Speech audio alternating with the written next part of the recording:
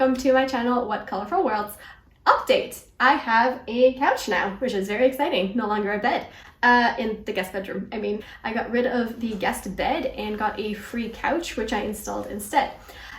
So for today's video, I'm going to go over everything I colored in the month of July.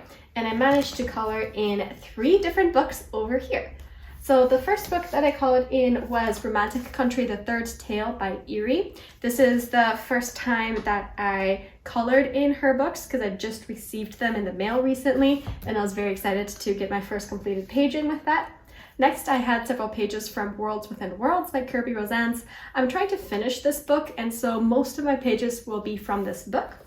And finally, the last page was from Rooms of Wonder by Johanna Basford. So I have only actually done 5 pages for this month. Normally I do more, and most colorists I think tend to do more, but hear me out. I did 2 weeks worth of hiking in July. I got fit, it was great. I also got bitten by a lot of mosquitoes. And then I was visiting family for the other 2 weeks of July. In other words, I have not been at home for the entire month. So the fact that I did 5 at all, or any at all, I'm very proud of. And so the way I managed that is I started with the one from Romantic Country, and I just did this as fast as I could the night before I left.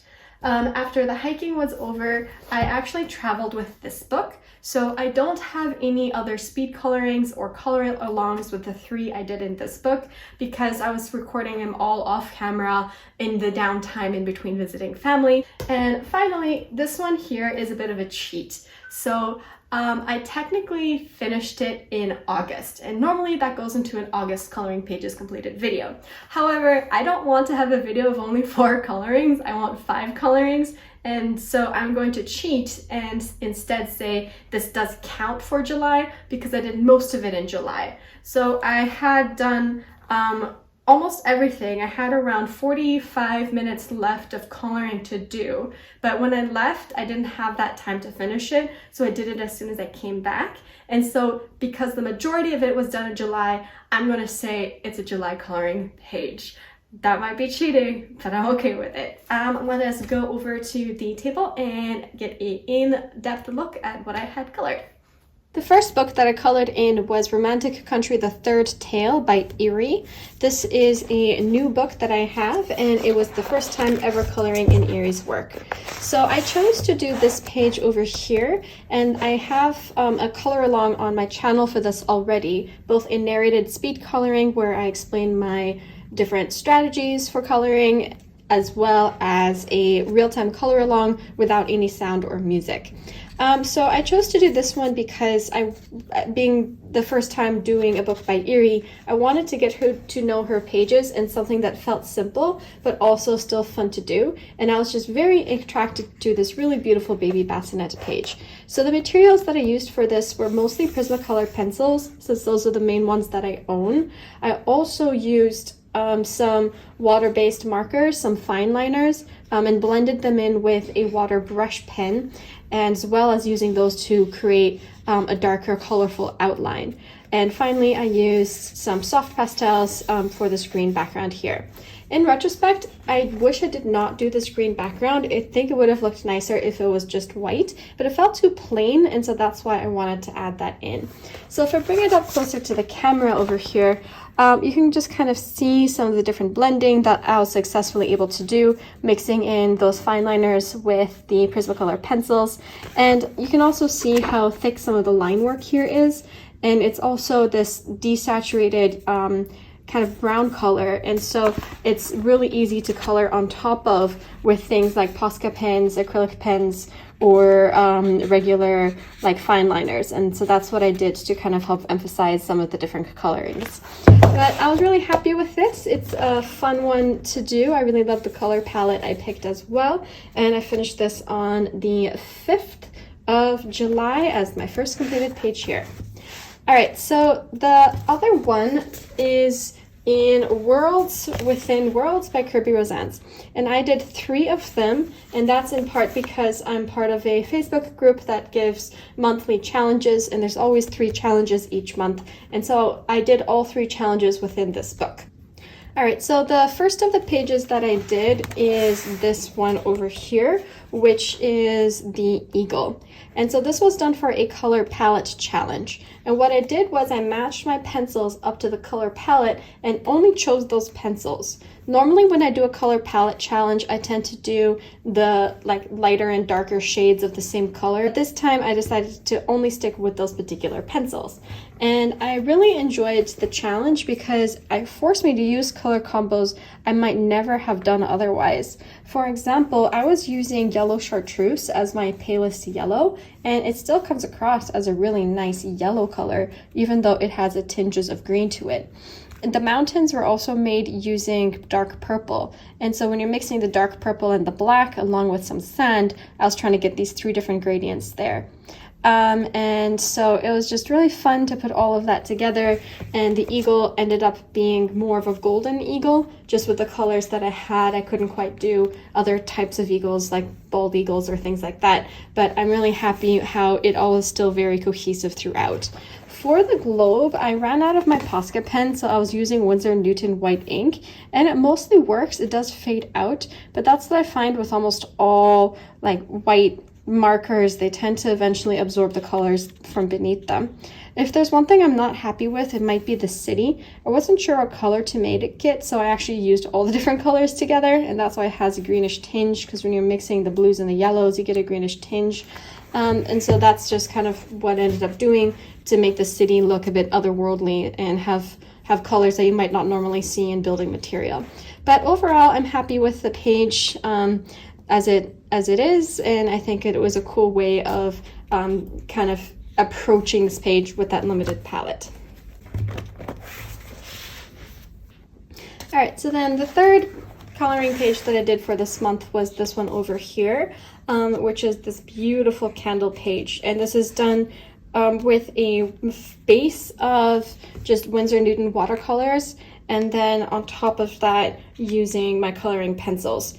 And so I was really, really happy with the overall effect of this particular page. I love how I was able to just get this dark, so burnished. Like, that looks like it was painted on, but this is actually just really burnished coloring pencil. And so my trick with it actually is to use the pencil until you kind of almost get a wax bloom on the page. Then you take in a cloth and you wipe it off. You can also use a paper towel.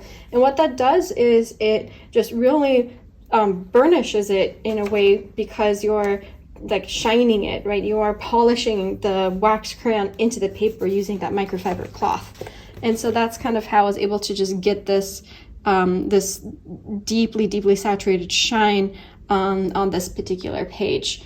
And so I was also trying to get the light sources working. So you have, of course, your light source from the candles itself, and that kind of puts cast shadows on highlighted areas. So the top of these wax mounds and the top of these wax mounds would have like the light reflected on it. But I also wanted to make it hollow, and so that there's this idea of light being from the inside coming out. And so I decided that to do so, I had to kind of reverse Kerby's line work. So normally you can kind of see most of the shading is on the inside, but I kind of used the light colors there and then the darker colors where the lights are supposed to go, if that makes any sense. And that kind of helps give this like inner glow as a look overall. So I'm happy with this page as it is, the way it turned out. Maybe my favorite part is this particular rock over here. But yeah, so this is the third page that I had completed. All right, so the fourth one is my favorite of the month, and that is this dragon eye. Absolutely, absolutely in love with this. And so I wanted to do something that was different from what I've seen online, because this page has been done so many times, and it just struck me, no one has ever actually done a white dragon. I've seen purple dragons, red dragons, golden dragons, green dragons, but never a white dragon. And so to get this going, what I started by doing was by taking my Winsor & Newton white ink, which I've been using a lot this month because I just got it this month as my artistic purchase, and I put a base layer of that all over the page except for where the eye itself was, and that helped to mute out some of his line work.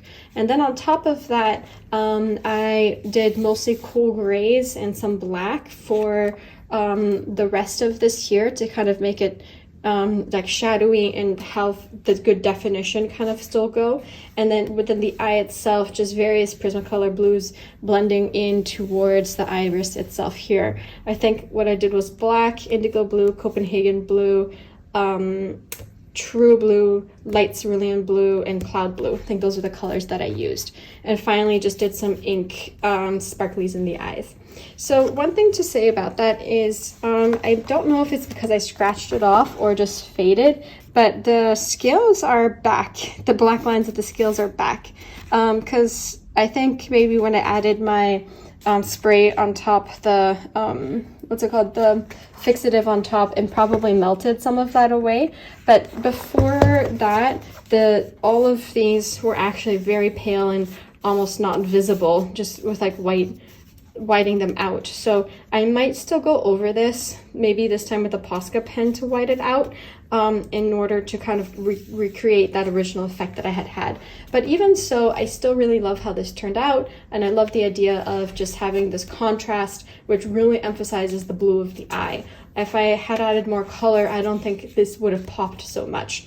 And I'm actually planning on one day recreating this, but within the book Mythic World, because in Mythic World they have a crow eye.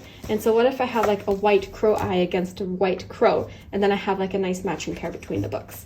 That's an idea for future coloring. So the final page that I did came from Johanna Basford's Rooms of Wonder, and it is the fruit mandala page right up over here. And the way I did it was I actually used gouache for the background. And I'm really sad that the color on screen, at least from what I'm seeing, is not the same as the color in person. I had such a hard time even taking a photograph of this page to capture what it really looks like. Because in person, this blue is a lot brighter. It's kind of like a boys' room blue, if that makes any sense, like the color you would paint a wall. But in camera, it seems a bit duller. I don't know why, if it has anything to do with the medium of gouache for that. But anyway, the way I did it was I took masking fluid with my new favorite way of applying masking fluid, which I 1000% recommend to everybody. It's something called a ruling pen. You can find these really cheap on Amazon for like $5 or from your local art store. And you just take this pen, you use this little adjusty thing to adjust to whatever size you want, you dip it into your masking fluid, and you draw with it. And then the masking fluid just kind of goes down the little, cartridgey area until it's empty. And then you just clean off whatever's dried and then dip it again. You can get really nice fine details with it without it smudging everywhere or drying out on you. So I 100% recommend this for any masking fluid work. It's a game changer. So I used that on top of all of the different elements, painted it blue, removed all the masking fluid, and then colored in the different elements. So as I was coloring this in, I was not even keeping track of my colors. I was just having fun. And I wanted to kind of make it semi-realistic as well. So as you can kind of see, my pears have tinges of pink to it, and that's because pears often have blushes of pink in them. Or things like my strawberries have a bit of green at the end, and that's because strawberries often have a bit of green at the end. So, and with the watermelons, they're often darker in the center because that's where they ripen first, and then paler at the edges. And so I kind of wanted to follow that trajectory as well. So at first, while I was doing this, I was thinking, this is not going to work. The colors are all over the place. It's not a cohesive color palette. But then at the end of the day, when it's all put together, it actually looks really pretty and really bright and summery. And that's actually why I chose this page. I really wanted to have a nice summer feel for the month of July, and this seemed to capture that the most. For a future coloring, I'm going to be doing this page as well, and I think I'm going to stick with having a block of color in the background, and I might be doing it yellow instead, and then coloring everything else in with color pencil. So that's my idea for this page, to kind of have it matching with like solid block backgrounds and then really fun, colorful fruit on the inside.